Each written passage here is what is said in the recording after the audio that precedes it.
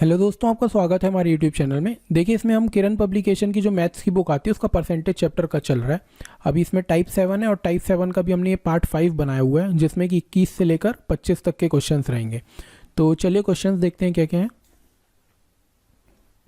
देखो, एक परीक्षा में 53% विद्यार्थी विज्ञान में असफल हुए एवं ये ना 45 नहीं है, ये ना 48 है। यहाँ पर क्या लिखा? 48। ये प्रिंटिंग मिस्टेक है। 48% विद्यार्थी गणित में असफल हुए। यदि 40% विद्यार्थी दोनों विषयों में असफल हुए तो कितने प्रतिशत विद्यार्थी दोनों विषयों में सफल हुए? ठीक है, तो ऐसे क्वेश्चन हम कर चुके हैं, है ना। कैसे करते थे हम? दो गोले बना लेंगे सबसे पहले तो। ठीक है, ये बना लिया एक।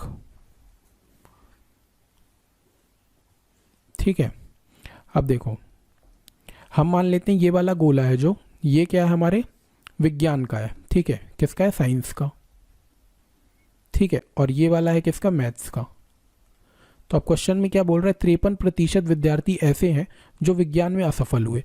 तो ये 53% विद्यार्थी लिख लेते हैं विज्ञान में असफल हुए। उसके बाद 48% विद्यार्थी किस में असफल हुए हैं? गणित में असफल हुए हैं। ठीक है, और 40% विद्यार्थी ऐसे हैं जो दोनों में असफल हुए। तो हमने बताया था कि ये जो 53% बोला है, ये केवल विज्ञान के लिए तो बोला नहीं है। इसमें विज्ञान और इसमें ऐसे भी छात्र हैं जो विज्ञान और मैथ दोनों में भी क्या हुए होंगे? असफल हुएंगे। यानी ये वाला जो हिस्सा है, ये वाला इसमें हिस्सा इंक्लूड है। ठीक है, तो अगर इसमें से ये वाला हिस्सा हमको अलग करना होगा तो केवल अगर साइंस का निकालना होगा तो हम केवल साइंस का कैसे निकालेंगे? इस 53 में से किसको? 40 को घटा देंगे। तो अगर 53 में से 40 को घटाएंगे तो कितना बचेगा? 13 बचेगा। तो 13% लोग ऐसे हैं जो केवल साइंस में असफल हुए। ऐसे करके हम क्या करेंगे? गणित का भी निकाल देंगे। तो गणित के लिए क्या करना पड़ेगा? 48 में से हमको 40 माइनस करना पड़ेगा। तो कितना आ जाएगा? 8। यानी 8% लोग ऐसे हैं जो केवल गणित में फेल हुए, और जो दोनों में फेल हुए हैं वो कितने हैं? 40% लोग हैं।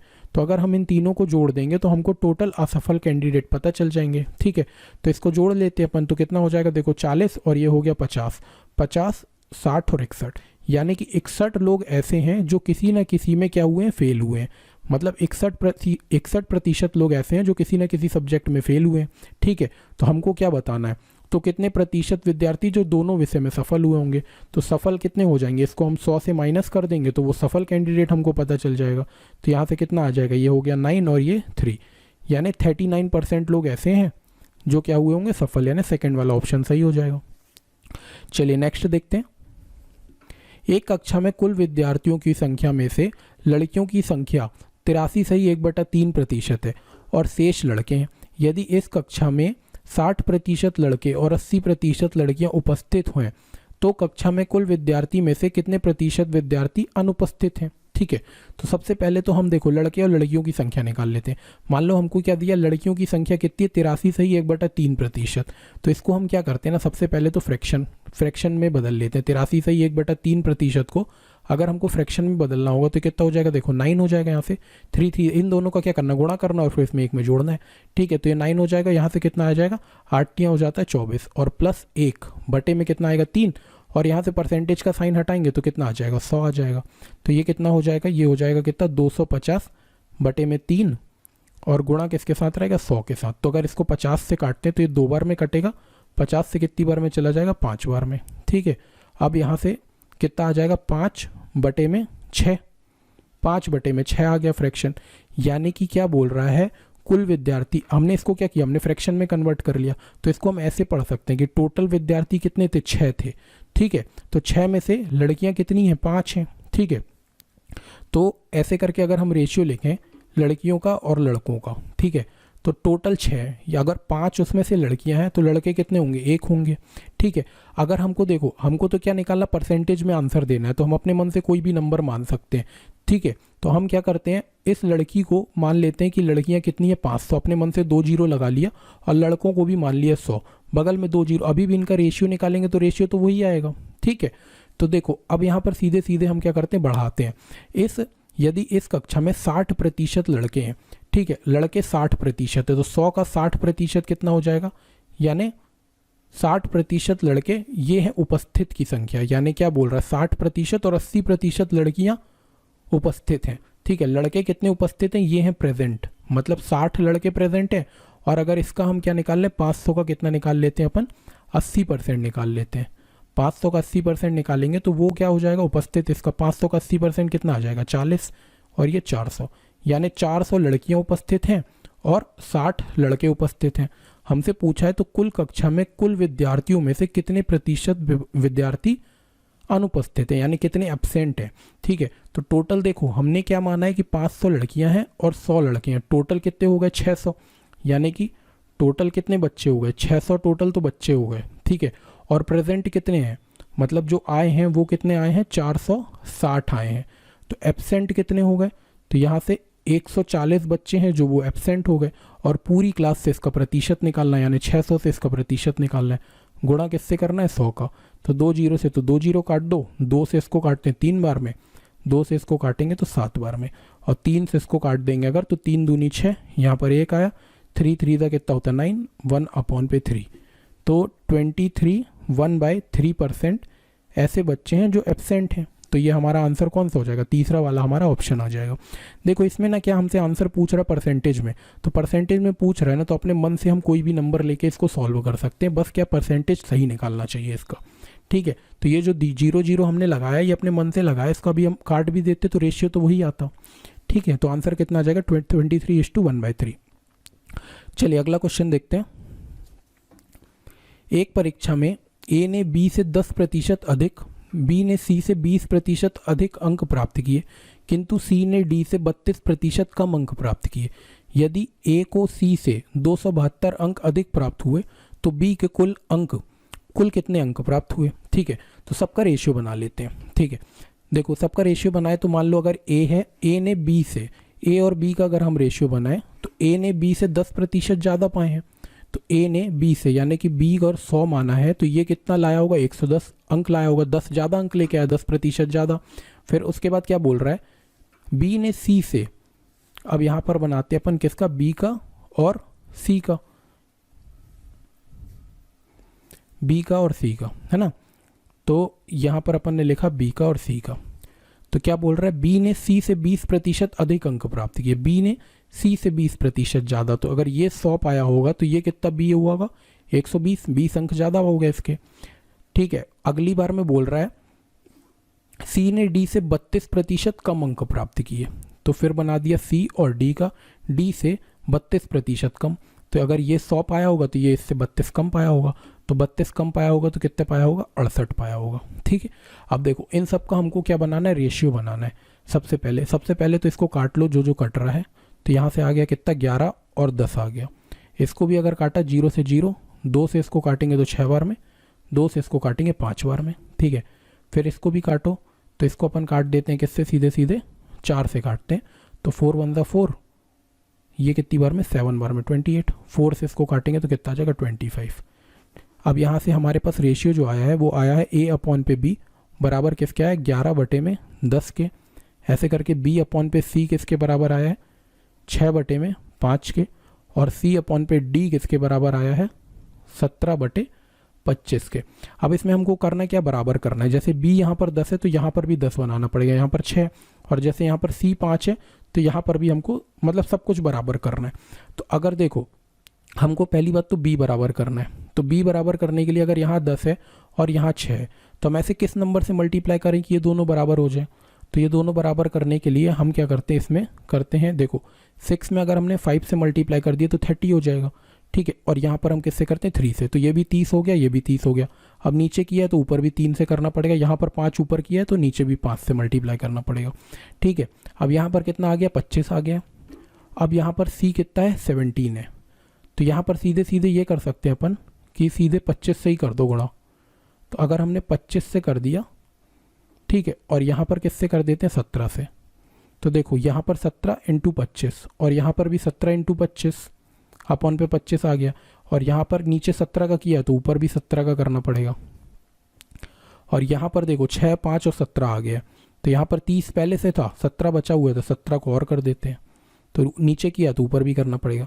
तो ये आ गया, तीनों का रेशियो आ गया। तो ये मल्टीप्लाई कर लिखना हो तो मल्टीप्लाई करके लिखो, नहीं लिखना तो बिना मल्टीप्लाई के भी आ जाएगा आंसर। जैसे A का कितना आ गया, सबका अगर हमको रेशियो लिखना हो A का, B का, C का और D का, ठीक है।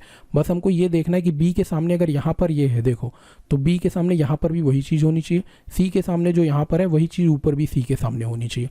तो ए के सामने यहाँ पर कितना है देखो, 11 का 3 से कर देते हैं तो 33 है, इंटू कितना है 17 है। ऐसे करके बी के सामने कितना है 6 5 द 30 इंटू 17, ठीक है। ऐसे करके सी के सामने कितना 25 इंटू 17, तो कर दो 25 इंटू 17। और डी के सामने कितना है, यहाँ ऊपर हमने 25 का किया था तो नीचे भी तो 25 का करना पड़ेगा ना, तो यहाँ पर भी 25, तो 25 25 कितना आ जाएगा 625, तो नीचे कितना है 625। ये सब बन गया क्या, रेशियो बन गया। अब यहाँ पर बोला हुआ है कि ए को सी से 275 अंक अधिक प्राप्त हुए, तो ए और सी को देख लो। अब यहाँ पर तो क्या है, इन दोनों को तो क्या मल्टीप्लाई करके देखना पड़ेगा। मान लो ये 17 और 17 है, ठीक है। इन दोनों के अधिक अंक, हमसे क्या बोल रहा है ये, ए को सी से, यानी कि ए और माइनस सी है वो दिया हुआ है किसके बराबर, 272 के बराबर दिया हुआ है। तो यहाँ से ए माइनस सी हमको निकालना पड़ेगा। तो ए माइनस सी हम कैसे निकाल सकते हैं, यहाँ पर देखो ए कितना है हमारे पास, ए हमारे पास 33 इंटू 17 है, और यहाँ से माइनस कितना है 25 माइनस 17, 25 इंटू 17 बराबर किसके दिया हुआ है 272 के, ठीक है। 272, ये ऐसा बोल सकते हैं कि अपन इतने यूनिट की वैल्यू ये है ना, ऐसे बोल सकते हैं हम। तो हमको कितने यूनिट की वैल्यू निकालनी, बी की वैल्यू निकालनी है, यानी कि 30 इंटू 17 की वैल्यू निकालनी है। तो यहाँ से तो हम देखो, अगर हमको इसको सॉल्व करना है, मान लो हमको पूरा इंटू नहीं करना है, तो इसमें कैसे कर सकते हैं अपन, 17 इससे कॉमन निकाल लेते हैं। यहाँ से कितना हो जाएगा 33 माइनस 25 हो जाएगा, बराबर किसके आ जाएगा 272 के, ठीक है। और यहाँ से अगर हमने 33 से 25 को घटा दिया तो ये कितना हो जाएगा, 33 में से 25 गया तो 5 और 3 8, है ना। तो यहाँ से अगर हमको ये कितना आ जाएगा 17 इंटू 8, यूनिट की वैल्यू कितनी आ गई है 272। यहाँ से अगर एक यूनिट की वैल्यू निकालना होगा तो ये क्या, ये पूरी वैल्यू इसके नीचे चली जाएगी। तो एक यूनिट की वैल्यू कितनी आ जाएगी, एक यूनिट की वैल्यू आ जाएगी 272 अपॉन पे 17 इंटू 8, ये वैल्यू आ गई है। हमको वैल्यू किसकी निकालनी है 30 इंटू 17 की, तो हमको 30 इंटू 17 यूनिट की वैल्यू चाहिए। तो हम क्या करेंगे 272 अपॉन पे 17 इंटू 8, फिर यहाँ पर इंटू करेंगे किसके साथ 30 इंटू 17 के साथ। तो देखो 17 से तो 17 सीधे सीधे कट जाएगा, ठीक है। और 8 से इसको अगर हम काटते हैं, चलो पहले 2 से काट देते हैं, तो 2 4 ज़ा, और 2 से अगर हम इसको काटें तो कितनी बार में चला है 1 3 और 6।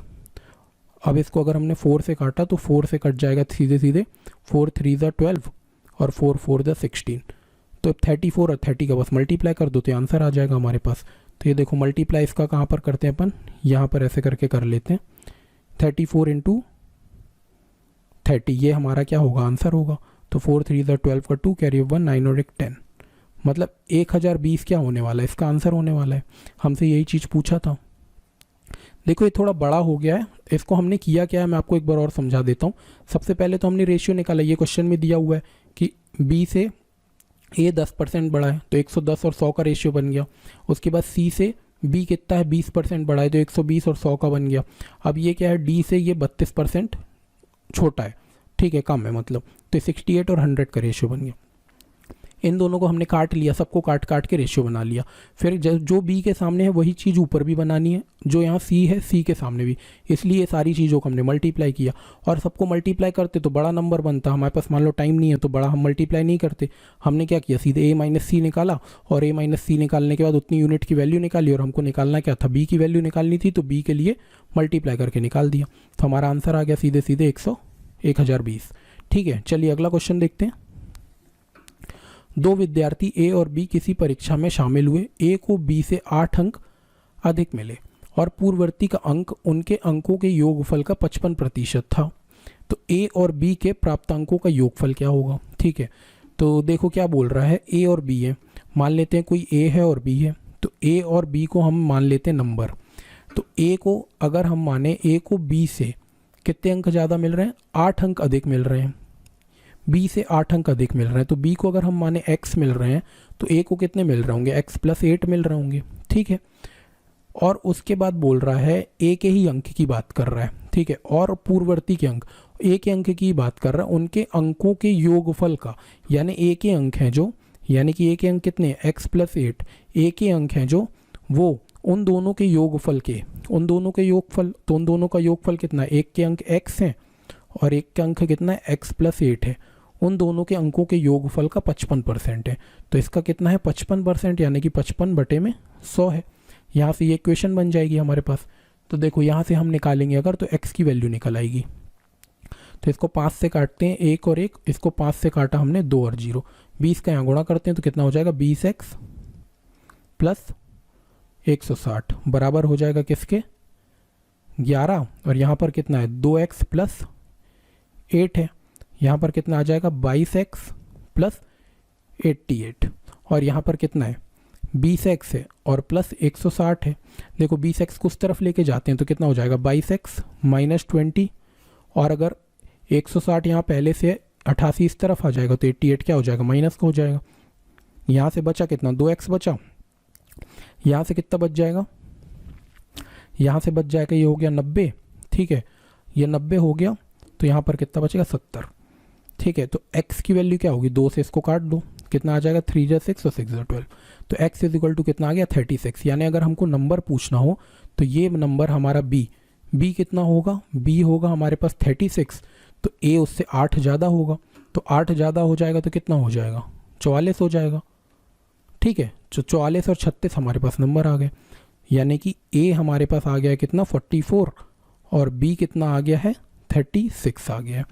यहाँ से बोला है a और b के प्राप्तांकों का योगफल है, तो बस इन दोनों को जोड़ दो, इन दोनों को जोड़ेंगे तो देखो ये हो गया 80 आ जाएगा इन दोनों का योगफल, तो 80 हमारा क्या होगा आंसर हो जाएगा। तो सेकंड वाला ऑप्शन हमारा सही होगा, ठीक है। चलिए अगला क्वेश्चन देखते हैं। दो विद्यार्थी ए और बी किसी परीक्षा में शामिल हुए, ए को बी से 8 अंक अधिक मिले और पूर्ववर्ती के अंक उन दोनों के अंकों के योगफल का 60% है। ए और बी द्वारा प्राप्त अंकों का योगफल, ये भी बिल्कुल पिछले वाला के जो जैसा क्वेश्चन है। देखो यहाँ पर 60% दिया हुआ है और पिछले वाले क्वेश्चन में यहाँ पर कितना दिया हुआ 55% दिया हुआ है, तो बस इसको बिल्कुल सेम तरीके से सॉल्व करेंगे। तो देखो कैसे करेंगे, ए है यहाँ पर बी है, बी को कितने मिल रहे हैं, बी से 8 अंक ज़्यादा मिल रहे हैं ए को, तो इसको x मिल रहे होंगे, तो इसको कितने मिल रहे हैं x + 8 मिल रहे होंगे। यहाँ से अब पूर्ववर्ती के अंक बोला, यानी कि x + 8 बराबर किसके दिया 60% के, दोनों के योगफल के बराबर। इन दोनों का योगफल कितना होगा, x को x में जोड़ देते हैं तो कितना हो जाएगा 2x + 8 इसके बराबर हो जाएगा। बस इसको काटते हैं अपन और मल्टीप्लाई करते हैं 2 से 3 बार में और ये 5 बार में, 5 का इससे गुणा किया तो कितना आ जाएगा 5x + 8 5 = 40। यहाँ से कितना किया तो 6x + 24, ठीक है। अब ये 5x को इस तरफ ले आते हैं, 6x से माइनस हो जाएगा तो 1x बचेगा और 40 में से 24 चला जाएगा तो कितना बचेगा, यहाँ से 6 बचा और यहाँ से 10 बचा, तो x बराबर 16 आ गया। यानी हम बता सकते हैं कि b की और a की वैल्यू, b की वैल्यू कितनी है 16 है, तो इसकी वैल्यू कितनी आ जाएगी 24 आ जाएगी। तो दोनों का योगफल बताना है, तो 24 और 16 बता दो, तो ये हो गया कितना 20 और ये हो गया 30 40 50, तो 50 हमारा आंसर हो जाएगा, है ना। सेकंड वाला ऑप्शन हमारा सही हो जाएगा, ठीक। चलिए आगे के क्वेश्चन हम नेक्स्ट वीडियो में करेंगे, मिलते हैं नेक्स्ट वीडियो में। और आपने हमारे चैनल को अभी तक सब्सक्राइब नहीं किया तो सब्सक्राइब कर लें, ऐसे ही वीडियो हम रोज़ बना रहे हैं, हमारे रोज़ वीडियो आते हैं इस टाइप के, ठीक है। चलिए मिलते हैं अपन नेक्स्ट वीडियो में, थैंक यू।